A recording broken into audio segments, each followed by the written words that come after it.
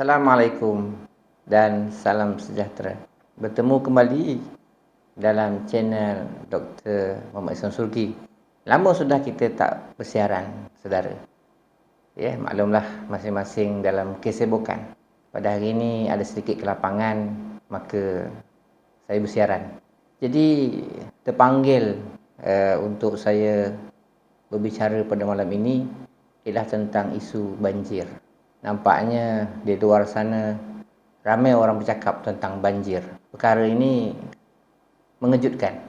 Biasanya pada bulan Oktober, November, Disember ini kebanyakan banjir di pantai timur. Tetapi tiba-tiba banjir di pantai barat, khususnya di negeri Selangor.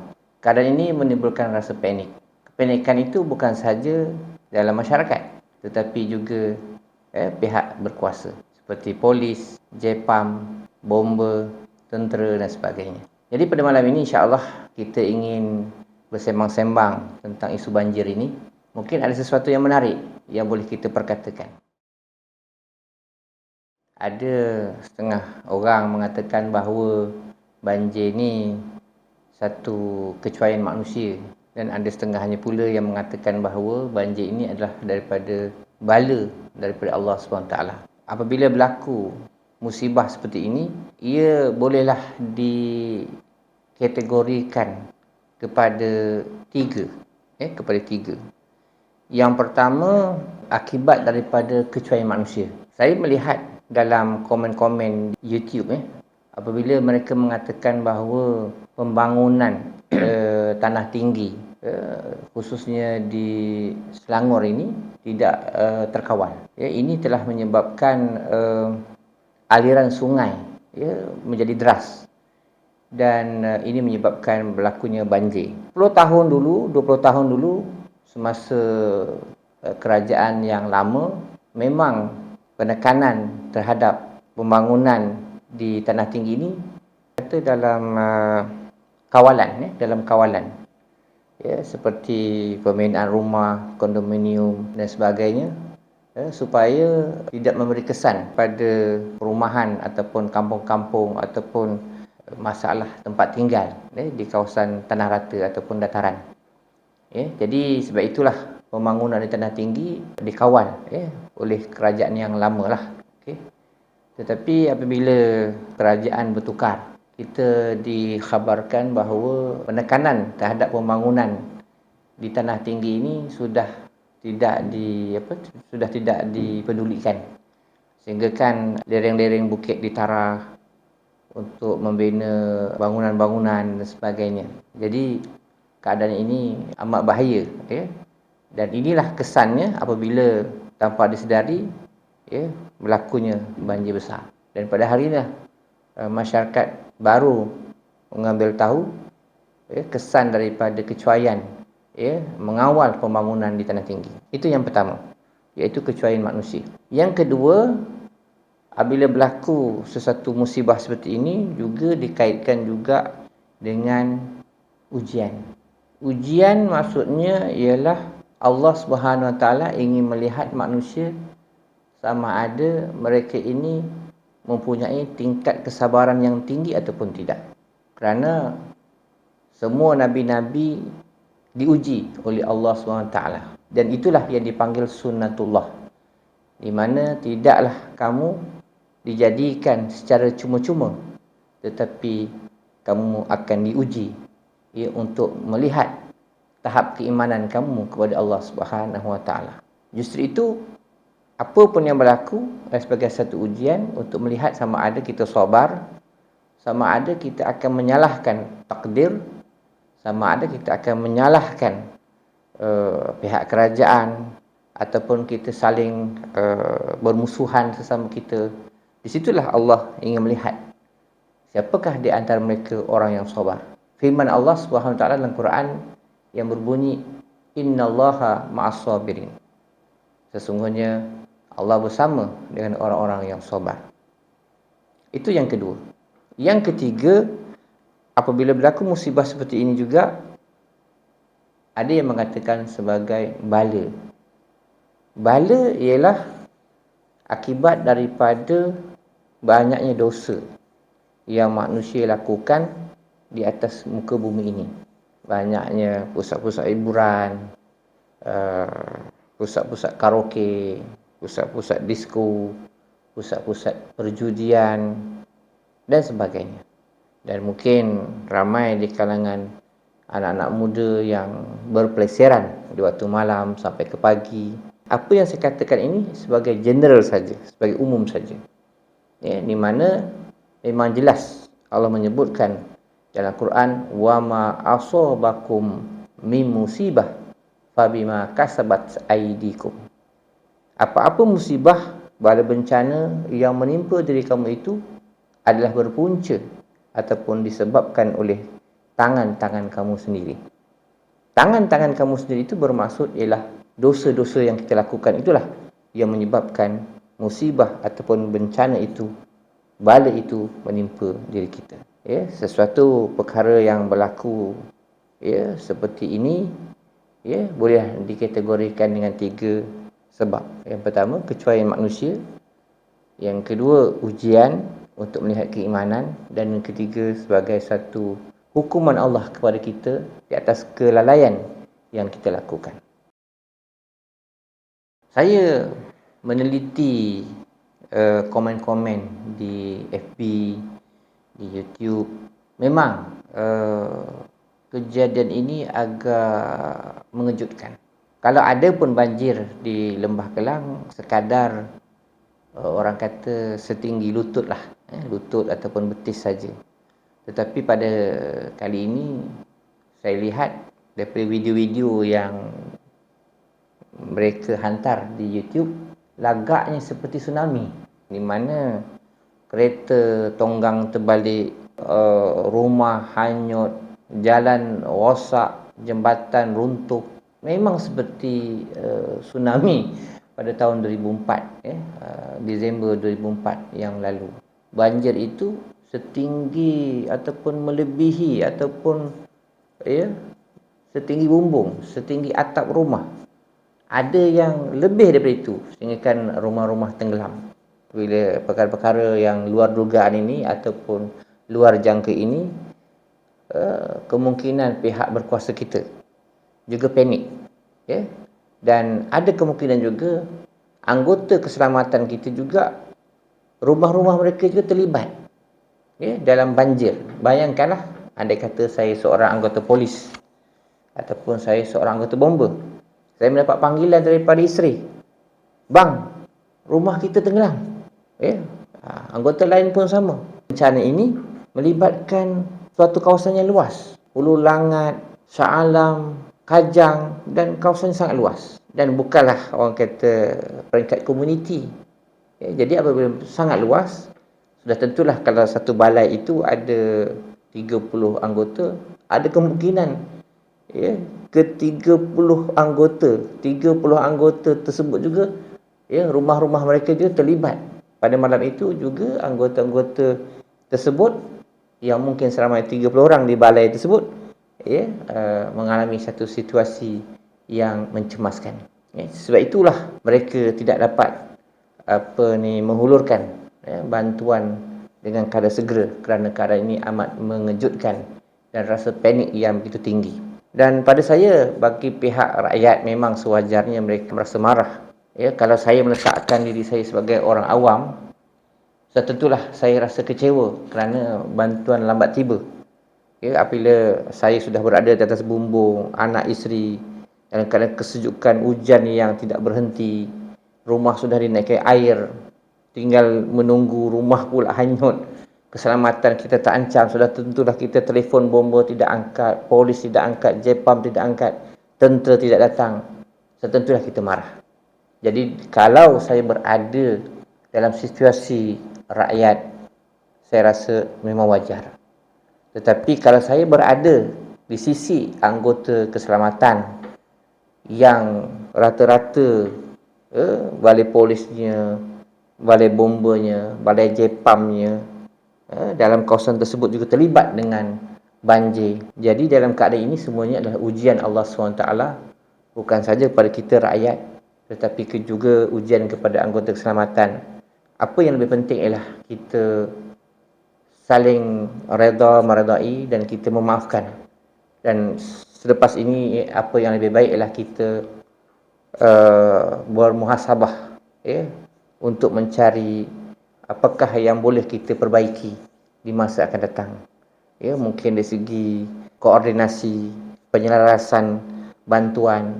Mungkin kalau anggota keselamatan di kawasan tersebut terjejas untuk menyampaikan bantuan, mungkin boleh minta bantuan daripada pasukan luar, yang tidak terlibat dengan banjir.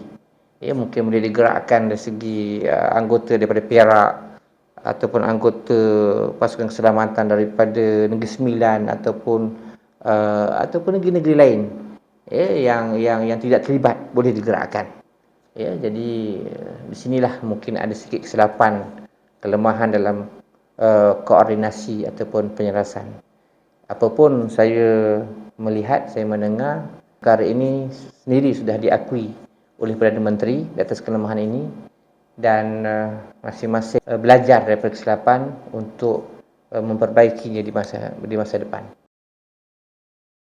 Satu ketika dahulu, ketika ramalan mengatakan Sabak Bernam akan dinaiki air banjir yang agak tinggi apabila air laut pasang dan hujan lebat, dan ini begitu mencemaskan. Ditambah pula ketika itu adanya surat amaran daripada pejabat daerah, ya, menunjukkan betapa seriusnya, pentingnya untuk kita alert ataupun kita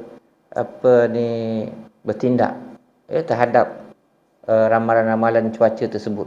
Ketika itu saya melihat sendiri rakan-rakan saya di Sabak Bernam relax saja. Mereka relax, mereka tidak rasa bimbang, mereka rasa macam tidak akan berlaku apa-apa.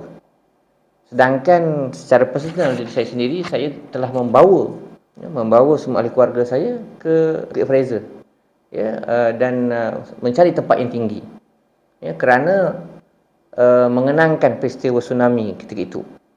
Dan daripada Bukit Fraser tersebut, saya sentiasa mendapatkan maklumat tentang keadaan apa yang berlaku di Sabak Bernam. Itu langkah berjaga-jaga. Walaupun pada hakikatnya memang berlaku banjir di Sabak Bernam, tetapi banjir itu tidaklah tinggi, ya, sekadar betis saja, ya, sekadar setinggi betis ataupun buku lali saja. Tetapi sikap mengambil berat ataupun mengambil perhatian terhadap amaran-amaran itu amat penting sekali, ya, amat penting sekali.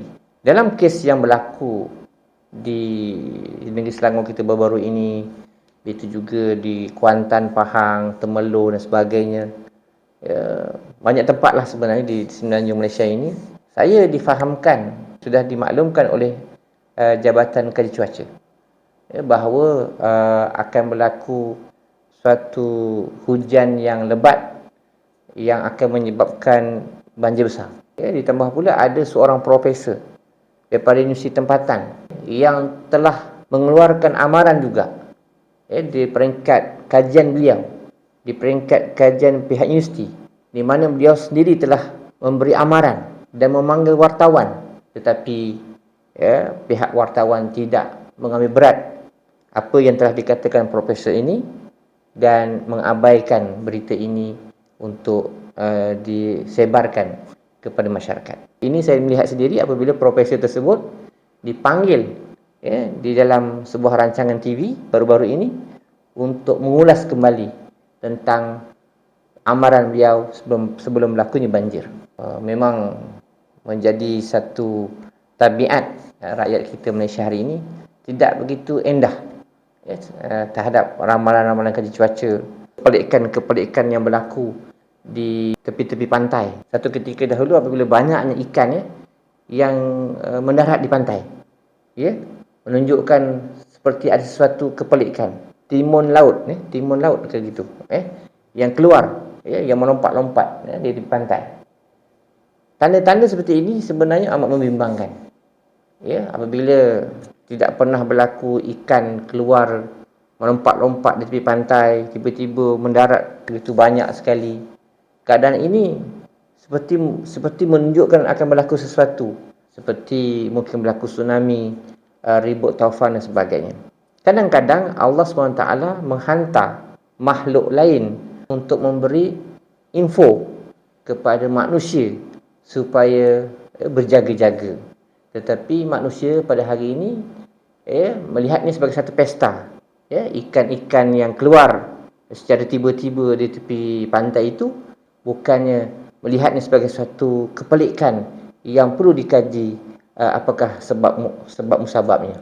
Jadi pada saya selepas ini menjadi pengajaran kepada kita mengambil mengambil maklum tentang apa juga kaji cuaca yang disampaikan oleh Jabatan Kaji Cuaca untuk kita berhati-hati di masa akan datang. Apabila dunia semakin ke penghujung, apabila dunia semakin menghampiri kiamat, maka keadaan cuaca kita semakin tidak menentu.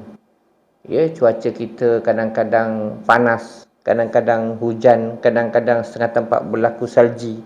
Dan ini sesuatu yang perlu diambil maklum, perlu diambil kerisauan oleh kita semua, kerana kita bimbang akan berlaku berbagai bencana yang menimpa seperti banjir besar, tanah runtuh, berlaku gempa bumi dan sebagainya.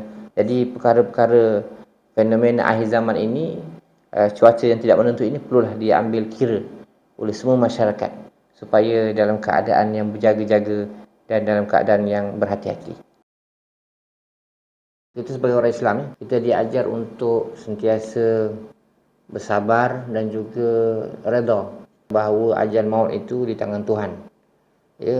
Dan ajal kita sendiri pun kita tak tahu.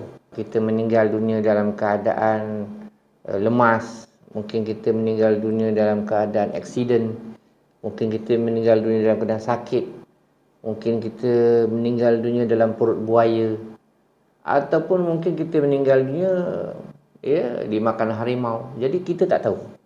Jadi apa pun sebagai orang Islam, kita diuji dengan takdir. Jadi sebagai orang Islam, kita beriman kepada rukun iman, iaitu percaya pada qada dan qadar yang sudah pun ditentukan oleh Allah SWT. Di mana Allah SWT menyebutkan, ud'uni astajib lakum, berdoalah kepadaku nescaya aku perkenankan. Maka kita doalah, minta supaya keluarga kita selamat, minta anak isteri kita selamat, rakan-rakan kita selamat, masyarakat kita selamat, kita doa. Yang kedua, Sayyidina Umar dia menyebutkan, la yuradul qada illa bidu'a, tidak tertolak takdir tadi, tidak terubah takdir tadi, melainkan dengan doa. Doa adalah satu usul ikhtiar. Maknanya, kalaulah kita sudah ditakdirkan di lauh mahfuz, kita akan meninggal dunia kebakaran, tetapi oleh kerana kita selalu berdoa untuk meninggal husnul khatimah, maka Allah boleh mengubah, Allah boleh mengubah apa yang telah ditakdirkan bahawa kita akan meninggal dalam kebakaran tadi. Oleh kerana kita selalu berdoa, maka mungkin kita akan meninggal dunia dalam keadaan yang lain, mungkin dalam keadaan bersujud, mungkin dalam keadaan selepas baca Quran, ataupun dalam keadaan-keadaan yang lain. Jadi sebagai orang Islam, pertama sekali kita redha apa yang berlaku. Yang kedua, kita tetap bersyukur, kerana apa? Telah disebutkan dalam hadis bahawa orang yang meninggal dunia ataupun mati kerana wabak, kerana tenggelam di air, adalah tergolong dalam mati-mati yang syahid. Mati-mati yang syahid. Jadi mati syahid ini kata ulama ada tiga, dan salah satunya lah syahid dunia. Syahid dunia dan syahid akhirat. Syahid dunia bermaksud mereka selamat daripada azab kubur, mereka terselamat daripada siksa kubur. Dan kata ulama, kalaulah siksa kubur pun sudah terlepas, sudah tentulah azab akhirat juga terlepas. Maknanya, kalaulah mereka sudah mendapat syahid dunia, insya-Allah syahid akhirat pun mereka juga mungkin akan dapat. Sebenarnya mereka adalah orang yang beruntung, kerana mereka mendapat syahid. Jadi sebagai kaum keluarga, kita redha. Yang kedua, kita jangan rasa sesal, jangan rasa kita menyalahkan takdir, jangan kita marah, jangan kita tidak menerima qada dan qadar. Sebaliknya kita redha, kita terima, dan kita doakan saja bahawa mereka yang telah pergi itu akan tergolong dalam golongan orang-orang yang soleh dan solehah. Ya, dan pada saya sekali lagi saya merakamkan takziah kepada keluarga mangsa yang telah meninggal dunia, dan mohon keluarga bersabar dalam ujian ini. Dan bagi diri saya sendiri dan semua masyarakat, saya menyeru supaya kita selepas ini akan mengambil maklum tentang kemungkinan berlaku banjir ataupun bencana-bencana yang lain. Dan kepada pihak kerajaan saya menyeru supaya selepas ini mempercekapkan lagi langkah-langkah keselamatan, langkah-langkah penyelamatan kepada rakyat, langkah-langkah untuk menghadapi bencana. Mungkin latihan-latihan di peringkat komuniti boleh diadakan supaya komuniti tidak panik, untuk memberi latihan kepada komuniti-komuniti di kampung-kampung supaya bersedia dalam apa situasi sekiranya berlaku bencana, banjir, gempa bumi dan sebagainya. Dan apabila kemudian nanti agensi keselamatan lambat tiba, sekurang-kurangnya kita sudah tahu langkah-langkah untuk menyelamatkan diri, dan sebagainya. Saya kira itu saja, dan segala kekurangan mohon dimaafkan. Sekian, terima kasih. Assalamualaikum warahmatullahi taala wabarakatuh.